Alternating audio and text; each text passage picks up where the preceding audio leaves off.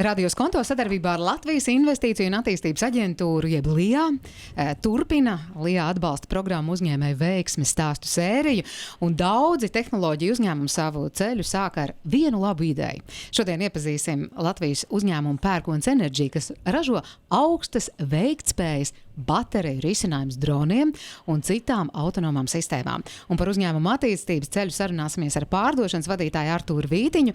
Sveiks, Artūr! Sveiks! Šis ir pasākums, kurā tiem, kuri saka, ka Latvijā nekas nenotiek, atgādināt, kas notiek, kā tieši notiek un kāpēc īstenībā viss notiek. Jautājums šāds. Pastāst lūdzu, kā radās ideja dibināt Pērkons Energy, kā nonācāt tieši līdz drona enerģijas risinājumu izstrādē, un būsim godīgi. Ir valsts, kurās tas jau notiek, desmitiem gadu, un tagad tu pēkšņi iedomāji iestartēt tādā absolūti piepildītā tirgu. Tātad īsumā, man sauc Artūrs, es esmu pārdošanas vadītājs, pievienojos Pērkons Energy, es teiktu, gandrīz pašā sākumā, 2004. gada beigās, viens no gandrīz pirmajiem darbiniekiem, tad tas mans galvenais uzdevums bija padarīt produktu un pašu Pērkons zīmolu mazliet zināmāk. Tātad tas, ko mēs darām, man diezgan bieži ir jāstāst, un lai tad saprastu, tāds parastais cilvēks paņemam par piemēru 12 Duracell 2A baterijas, saliekam visus kopā, savienojam ar speciālu tehnoloģiju, pieliekam vadiņu, un tad to mēs saucam par bateriju paku. Varbūt citiem pastāstot, tad ir tādas spēļu mašīnītes vai tie paši elektroskūteri, tajās viņi izmanto tieši tādas pašas baterijas, kā mēs taisam. Virziens, kāpēc mani kolēģi vispār sāka darboties šajā biznesā, ir 2-3 gadus atpakaļ šādas bateriju pakas varēja pasūtīt no Āzijas, lētas cenas, kvalitāte bija tāda apšaubāma, vienreiz tu saņem produktu, vienreiz tu nesaņem, vienreiz viņš iet, otrreiz viņš neiet, un tad 2024. gadā sākumā man kolēģi saprata, ka šis būtu tas projekts, ko viņi grib attīstīt, ko viņi grib ražot. Atsakot, jūs nolēmāt būt labāki nekā tie, kas arī ražo tādus pašus produktus citur. Tieši tā, un arī šobrīd skatoties, mūsu tāds viens no punktiem, kāpēc mēs varbūt esam mazliet populārāki, jo tā ražots Eiropā vai ražots Latvijā, tomēr ir tāda zīme. Kvalitātes zīme, jā, jo tad klienti uzticās, varbūt tas produkts, protams, ir mazliet dārāks nekā no Āzijas, un to mēs visi zinām, ka Āzijā tā situācija ir savādāka, bet tieši tā zīme ražots Eiropā vai ražots Latvijā, daudziem uzņēmumiem, ar ko mēs sadarbojamies, ir tas punkts, kāpēc viņi izvēlās mūsu produktu. Artūr, šodien jūsu produkti tiek izmantot daudz viet pasaulē. Kāds ir bijis varbūt uzņēmumu lielākais attīstības pavērsiens? Jā, tā kā pārdošanas cilvēkam man bija tā iespēja izsūtīt vai padarīt to zīmolu plašāk, un arī pašu Pērkons Energy. Vienkārši, es teiktu, smags darbs, sadarbojoties ar dažādām iestādēm, kuras atbalsta īpaši jaunos uzņēmumus, palīdz ar mārketingu, palīdz ar pārdošanu, palīdz ar dažādām lietām, kur tādi startup varbūt nevarētu vai nepietiktu laika. Tas varbūt ir garš darbs, tāpēc varbūt daudz neiet to ceļu, bet līdz ko tu izini tam cauri, saproti visus papīrus, visi projekti, kas jāizpild un tā tālāk, tad līdz ko tam ir iziet cauri, tad daudz vieglāk. Tad sanāk nevis tāds pavērsiens, bet īstenībā kārtīgs ilgstošs darbs. Kārtīgs ilgstošs darbs, jā, un tāpēc tas varbūt ar vienu no lietām, kāpēc daudzi negrib tur iet, paši mēģina, bet tomēr ir labāk iet tajā virzienā.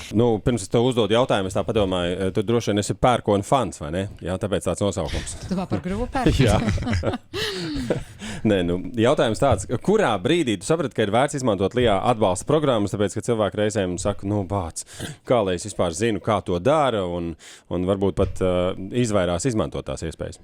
Man paveicās ar kolēģiem.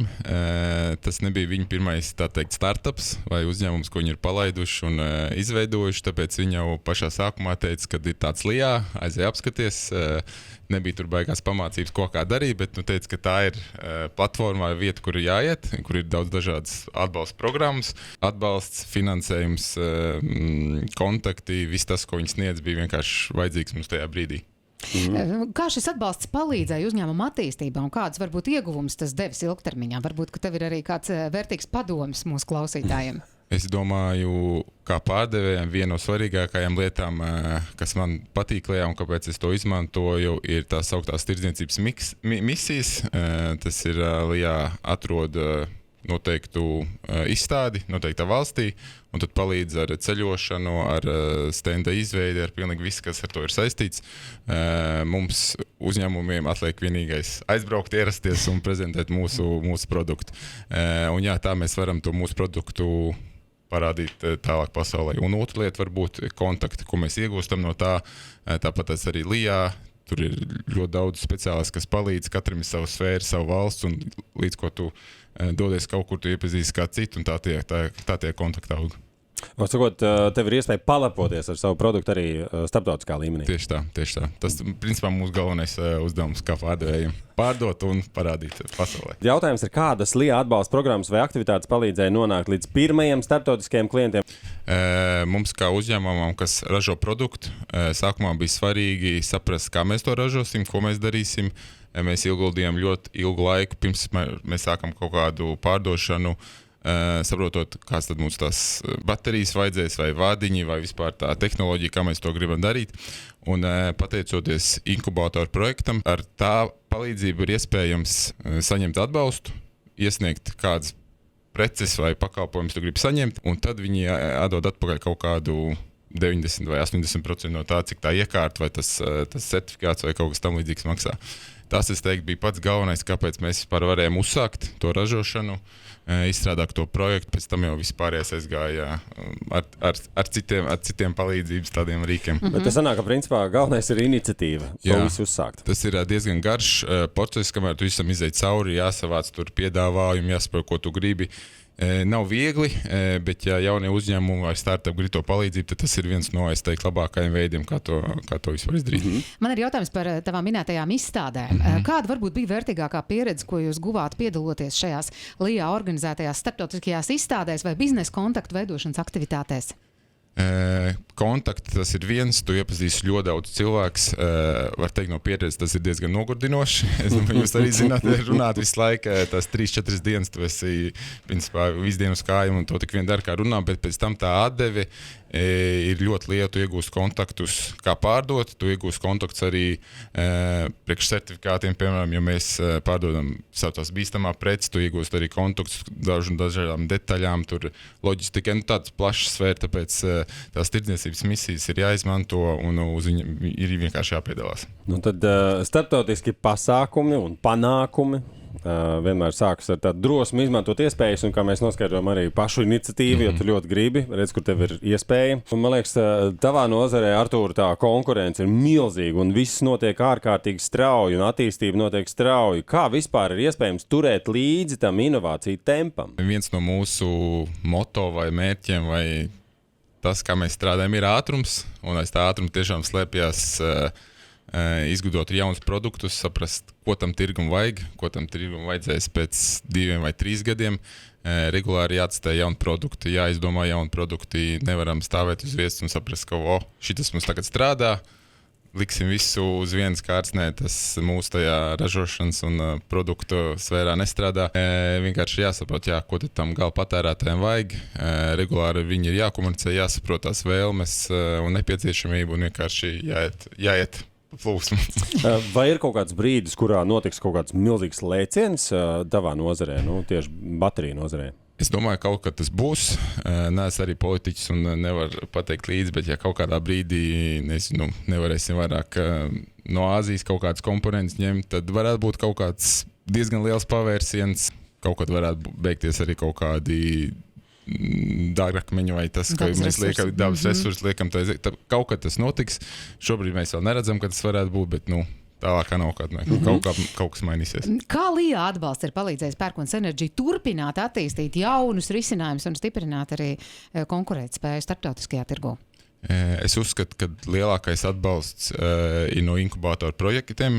Ar to palīdzību mēs varam iegādāties jaunas tehnoloģijas, jaunas iekārtas, tās pašas šūnas, tās pašas baterijas, ko mēs izmantojam mūsu projektos. Atbalstu un palīdzību mēs varam straujāk iet uz priekšu, nekā ja mums pašiem tas viss būtu jādara, jāfinansē un tādā veidā. Tev ir tāda aizmugures sajūta, vai ne? Īstenībā, jo kaut kādu palīdzību vai ne tikai finansiāli vai atbalstu vai kontaktu, tad viņi visu laiku palīdz un vienmēr iedos to palīdzīgo roku. Lūdzu, padalies ar savu pieredzi. un ieteikumiem citiem uzņēmējiem. Tu diezgan daudzas iemācījies noteikti procesā. Jā, un tas pirmais jautājums ir, ko tu varbūt ieteikt uzņēmējiem, kuri tikai domā par savu produkta attīstību vai eksportu? Es ieteiktu viņiem negaidīt, sazināties ar Lijā, saprast, kādas ir tās iespējas no Lijā puses viņiem palīdzēt, vai tas ir tiešām kaut kādas tirdzniecības misijas vai atbalsts, vai iestāties kādā projektā, vai mārketings, pārdošana, jebkura sfēra, kur viņiem ir vajadzīga tam jaunajam startupam vai kompānijai. Vienkārši sākt, uzjautāt, pēc palīdzības saprast, kā to izdarīt, un tālākais viss jau nāks. No jautāšanas nekas slikts nenotiks. Tieši tā. Un ja būtu iespēja atgriezties uzņēmuma sākuma posmā, ko tu vai tava komanda darītu citādāk? Es domāju, ka es vēl agresīvāk mēģinātu izmantot, jo sākumā es tiešām arī baidījos. Tu biji tāds pieklājīgs latvietis. Varbūt ne pieklājīgs, es arī tā kā es nezināju visu to, kā tam iziet cauri, visas tās programmas, visas veidlaps un tā tālāk, es pa vienai izstādēju lēnām, pa vienam projektam, bet es domāju, šobrīd zinot, varēja pieteikties vairāk, varēja prasīt vairāk, jo to vairāk prasa, jo to vairāk iegulda sev, tad atdevums arī pēc tam būs lielāks. Paldies, mēs sakām Arturam Vītiņam un uzņēmumam Pērkons Energy par atklāto sarunu un ieteikumiem. Paldies tev! Paldies. Un novēlam arī turpmāk drosmīgas idejas, Artur, un ambiciozus mērķus un daudz veiksmīgu projektu.